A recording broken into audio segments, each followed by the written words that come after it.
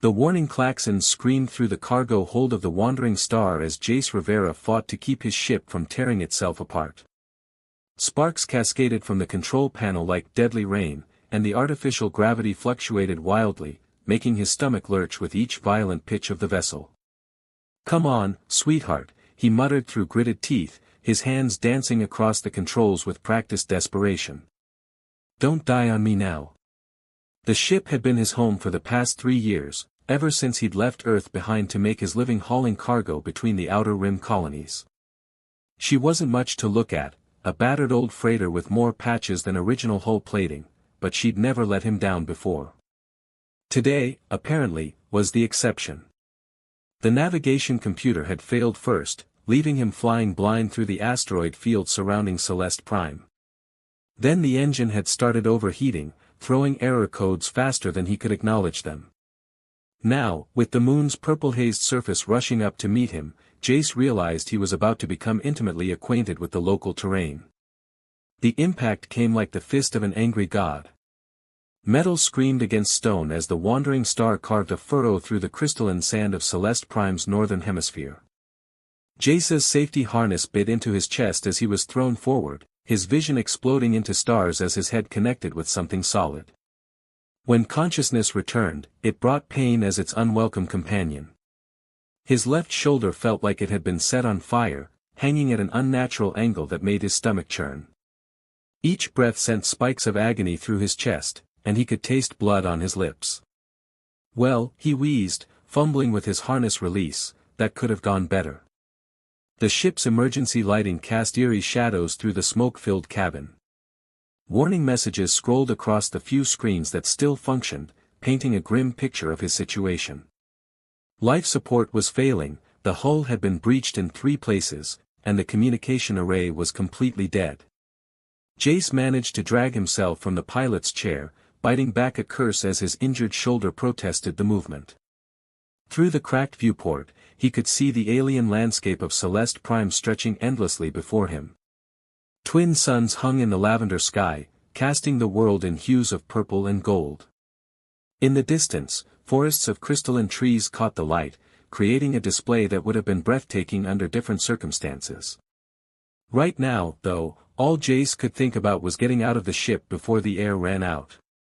The emergency supplies were stored in a locker near the rear of the ship, but reaching them required climbing over twisted metal and debris. Every movement sent fresh waves of pain through his body, and he could feel something grinding wrong in his shoulder with each step. He'd made it halfway to the locker when his legs gave out, sending him crashing to the deck.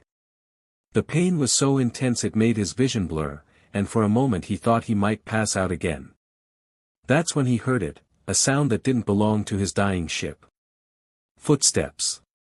Light and quick, coming from outside. Jace forced himself to look up, squinting through the smoke and damage.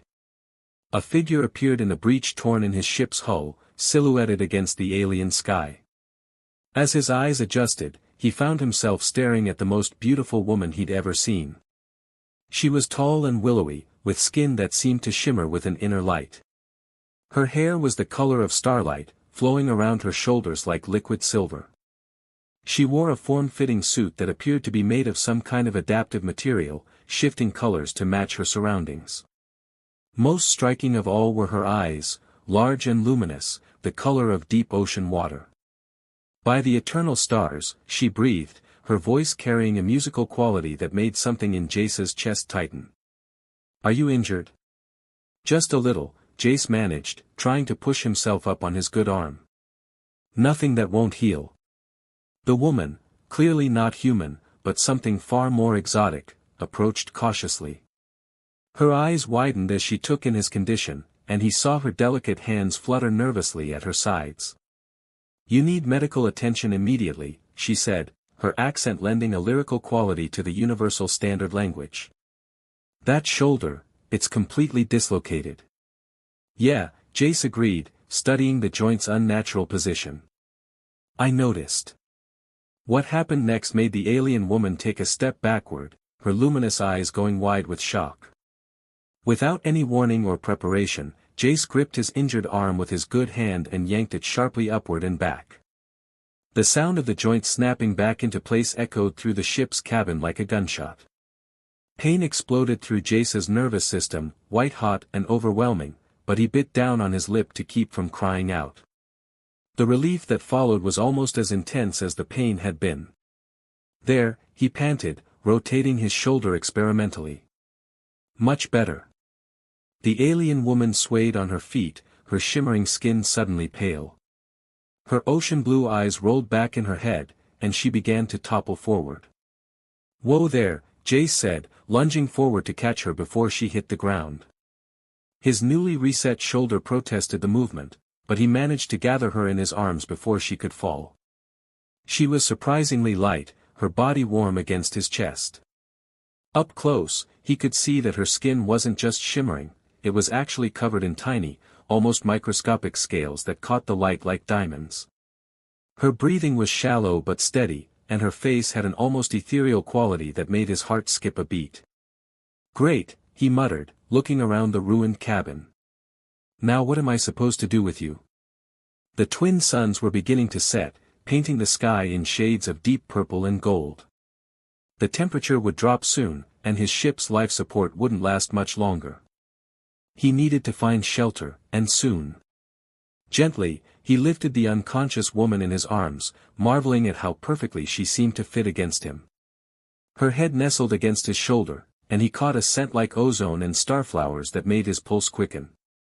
"Don't worry," he whispered, stepping carefully through the breach in his ship's hull. "I'll take care of you." As he carried her away from the wreckage, Jace couldn't help but wonder what strange twist of fate had brought this ethereal creature to his crash site. One thing was certain, his boring cargo run to the rim colonies had just become a lot more interesting. The alien landscape stretched before them, beautiful and mysterious under the dying light of the twin suns.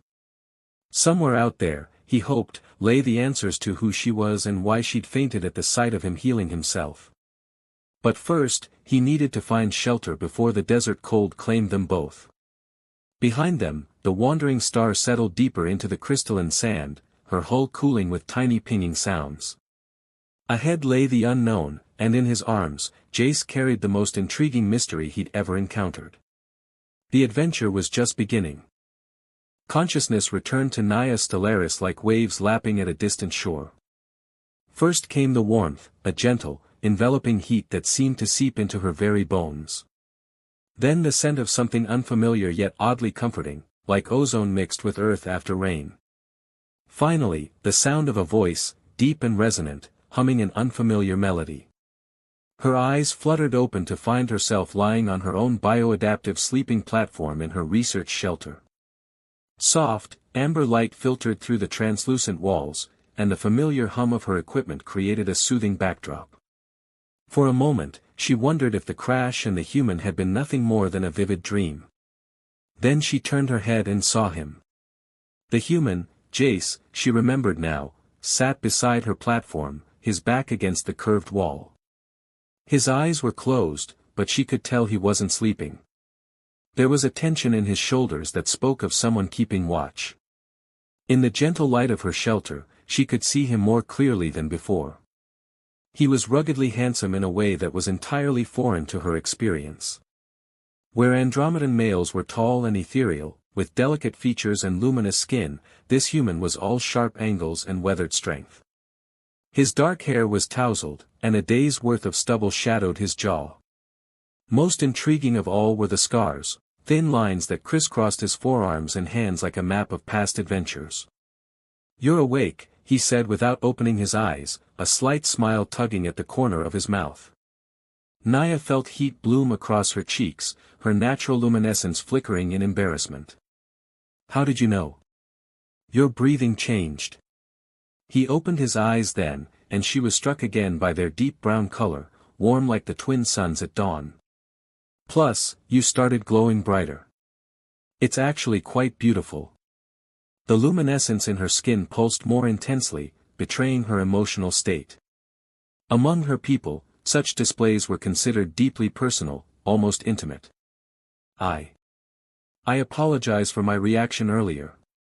It was unprofessional." Jace's expression softened.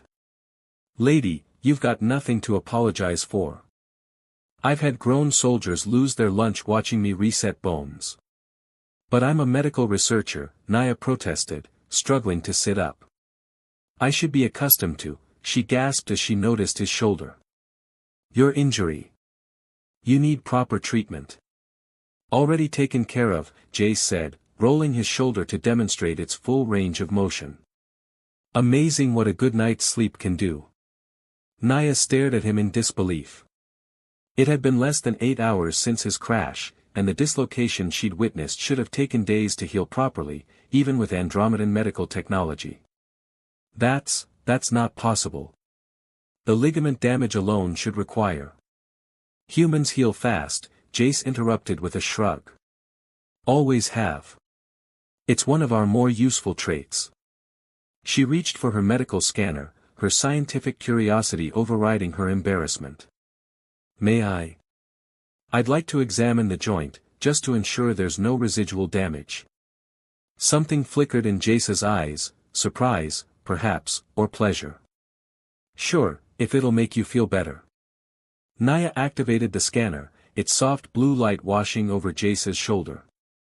The readings made her gasp. Not only was there no sign of injury, but the bone density and muscle tissue were actually stronger than baseline human norms. This is extraordinary. Your cellular regeneration rate is off the charts. Is that your professional opinion? Jace asked, his tone teasing. It's my professional amazement, Naya replied, then caught herself. I mean.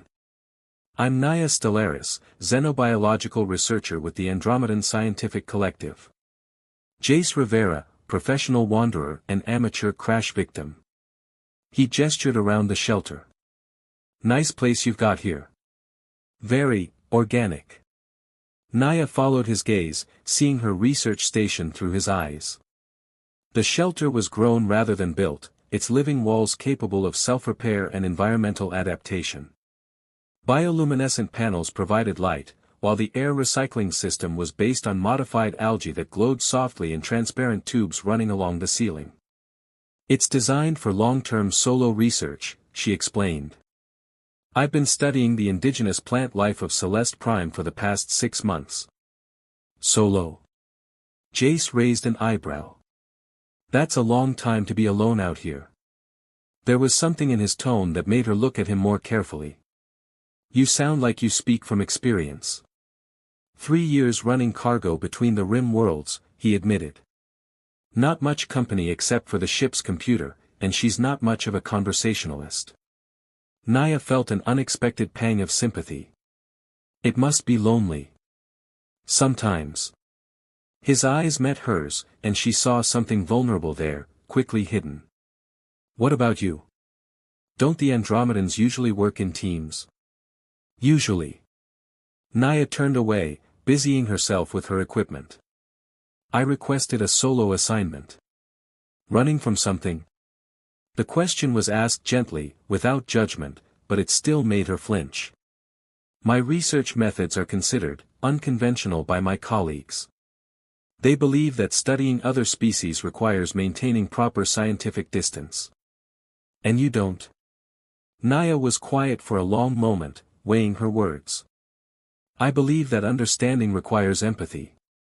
How can we truly comprehend another species if we refuse to acknowledge their emotional complexity, their individual experiences? Sounds reasonable to me, Jace said. But then, I'm just a cargo hauler. What do I know about science? There was self-deprecation in his voice that made her turn back to him. You know about survival. About adapting to new environments. About healing. She paused, studying his face. Those are forms of knowledge too. Their conversation was interrupted by a soft chiming from Naya's communication array. She moved to the console, her expression growing troubled as she read the incoming message. Problem?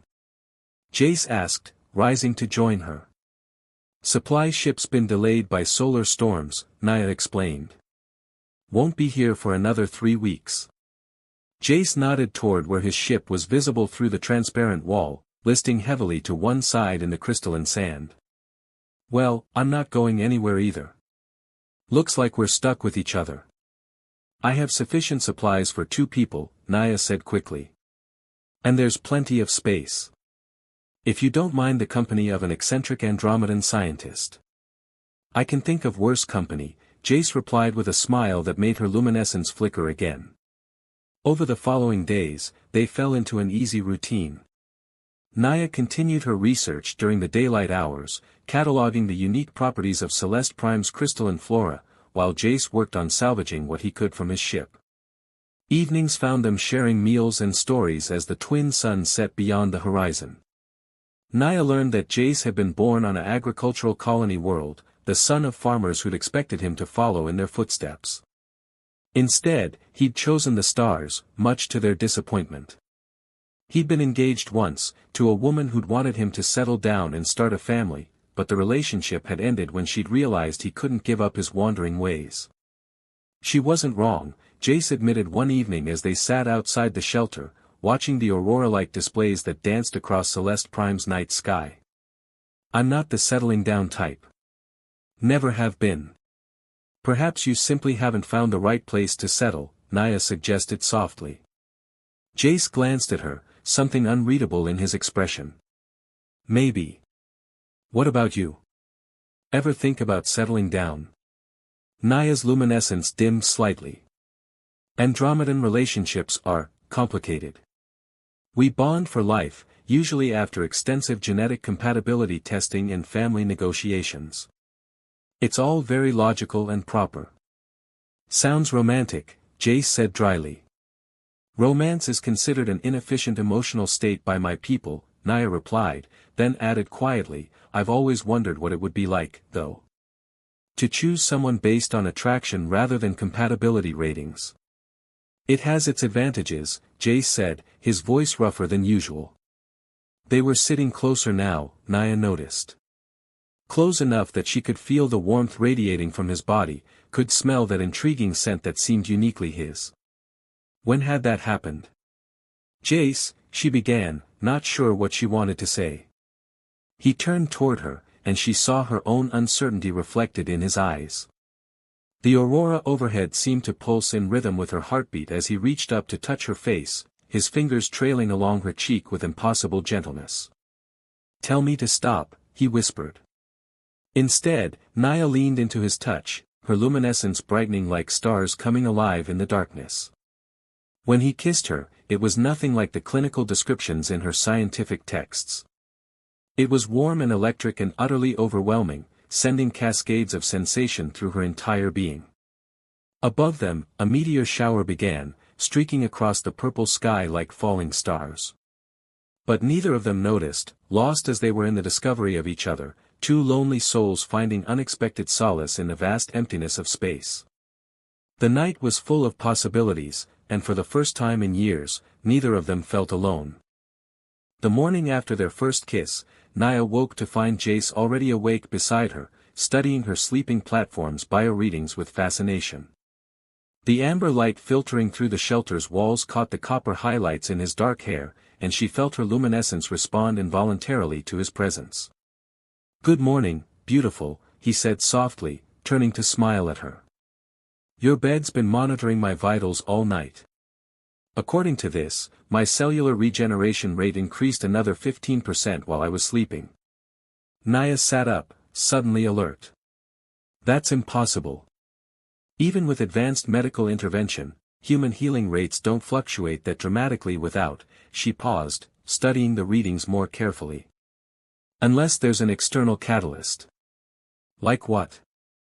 Jace asked, though there was something in his eyes that suggested he already suspected the answer. Like, proximity to certain bioelectric fields, Naya said quietly, her cheeks flushing with soft light. Andromedan physiology generates low-level electromagnetic frequencies that can influence cellular activity in other species. Jace reached out to touch her hand, his fingers intertwining with hers. Are you saying you're healing me? The data suggests a symbiotic response, Naya replied, trying to maintain her scientific objectivity even as her heart raced at his touch. Your presence is affecting me too. My bioluminescence has been more active, my energy levels elevated. It's as if our biologies are harmonizing. Harmonizing, Jace repeated, bringing her hand to his lips to press a gentle kiss to her palm. I like the sound of that. The simple gesture sent electricity coursing through Naya's entire being. Her adaptive suit shimmered in response, the material flowing like liquid silver across her skin. She'd never experienced anything like the sensations Jace's touch evoked. Her scientific training had prepared her for many things, but not for the overwhelming intensity of physical attraction. I should take more detailed readings, she said breathlessly. Map the exact parameters of this phenomenon. Later, Jace murmured, pulling her closer. Right now, I'm more interested in exploring than analyzing. Their second kiss was deeper than the first, more desperate. Naya felt her careful scientific control dissolving as Jace's hands tangled in her starlight hair, as his mouth moved against hers with increasing urgency. Her luminescence flared brighter, casting dancing patterns across the shelter's curved walls. When they finally broke apart, both breathing heavily, Naya noticed something remarkable. A small cut on Jace's forearm, a memento from his ship's wreckage, was visibly healing before her eyes, the edges of the wound knitting together as she watched. Incredible, she whispered, tracing the rapidly disappearing scar with her fingertip. The accelerated healing only occurs during direct physical contact. Then we'd better keep touching, Jace said with a grin that made her heart skip beats. Over the following days, they explored both the mysteries of their unusual connection and the wonders of Celeste Prime itself. Jace proved to be an eager student as Naya showed him the crystalline forests that sang in the wind, their glass-like branches creating ethereal melodies that seemed to respond to their presence. She taught him to identify the various species of luminescent flowers that bloomed only in the planet's perpetual twilight, their petals pulsing in rhythm with the aurora overhead. In return, Jace shared stories of his travels across the galaxy, painting vivid pictures of exotic worlds and fascinating cultures. He showed her how to read the patterns in hyperspace that most navigators relied on computers to interpret, and taught her the subtle art of coaxing maximum performance from aging spacecraft systems. You're wasted as a cargo hauler, Naya told him one afternoon as they explored a cavern system filled with singing crystals. With your knowledge of interstellar navigation and your ability to adapt to any environment, you could be anything you wanted.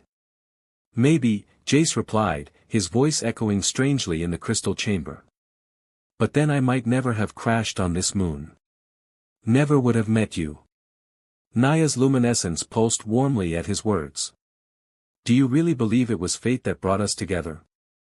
I believe in taking the good things that come your way and not questioning them too hard, Jace said, drawing her into his arms. And you, Naya Stellaris, are definitely the best thing that's happened to me in a very long time. That evening, as they sat by the shelter watching the twin suns set behind the crystalline trees, Naya finally found the courage to share the real reason she'd requested a solo assignment. I was in love, she said quietly, her fingers absently tracing patterns on Jace's chest as he held her. His name was Varek Moonweaver.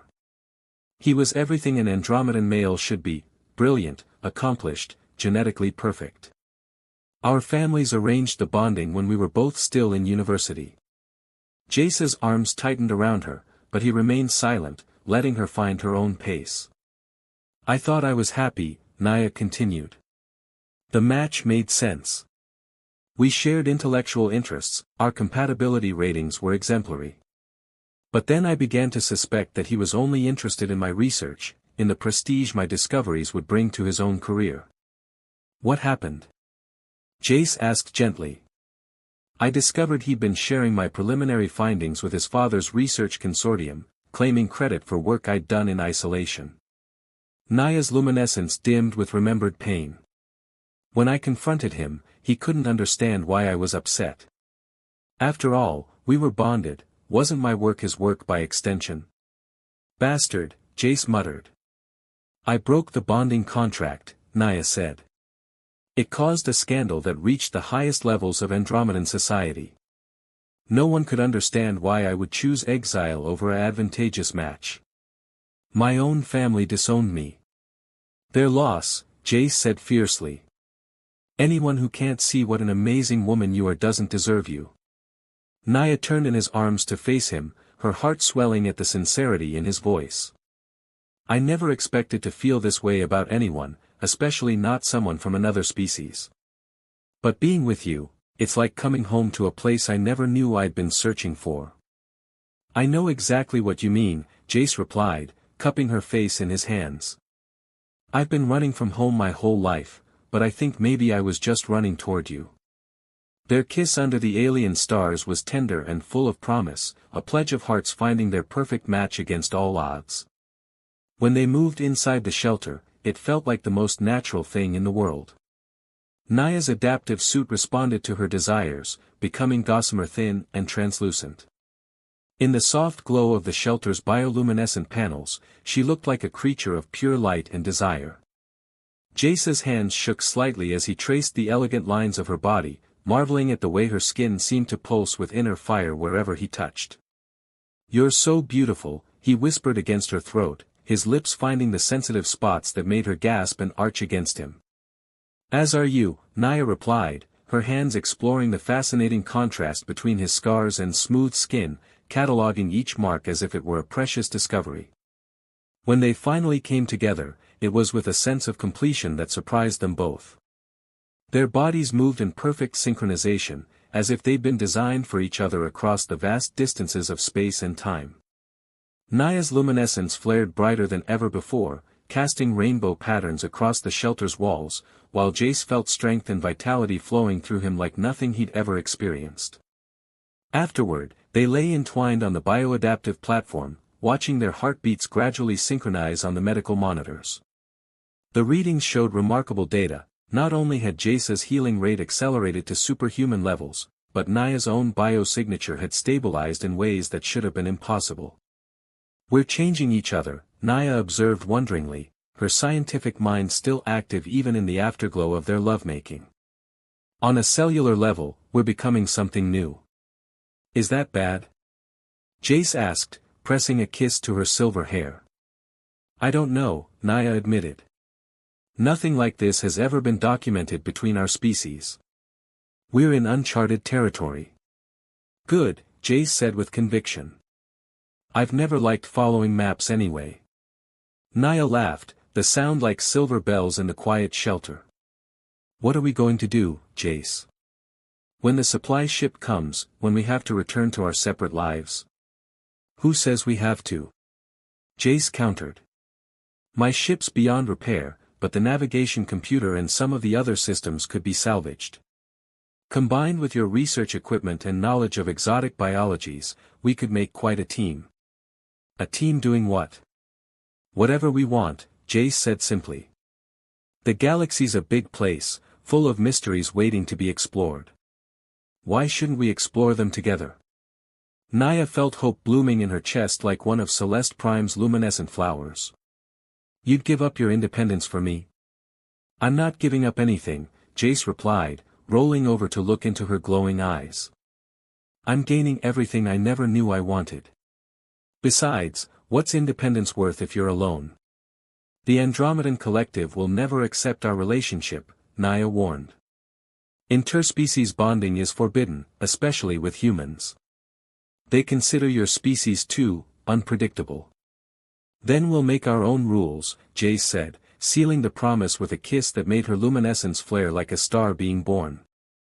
We'll find worlds that need healing, people who need hope. We'll show the galaxy that love doesn't recognize species boundaries. Outside the shelter, the aurora danced across Celeste Prime's sky in celebration of two hearts finding their perfect match.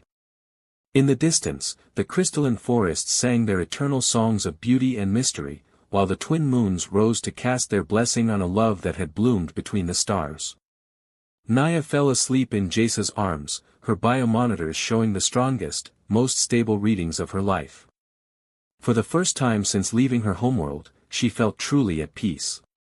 Tomorrow would bring new challenges, but tonight was theirs alone, a perfect moment of connection in the vast loneliness of space. They had found each other against impossible odds, two wandering souls who had discovered that home wasn't a place but a person. Whatever the future held, they would face it together, their love a beacon of hope in a galaxy that often seemed too large and cold for such tender emotions. The stars themselves seemed to approve, twinkling brighter in the alien sky as if celebrating the birth of something beautiful and new.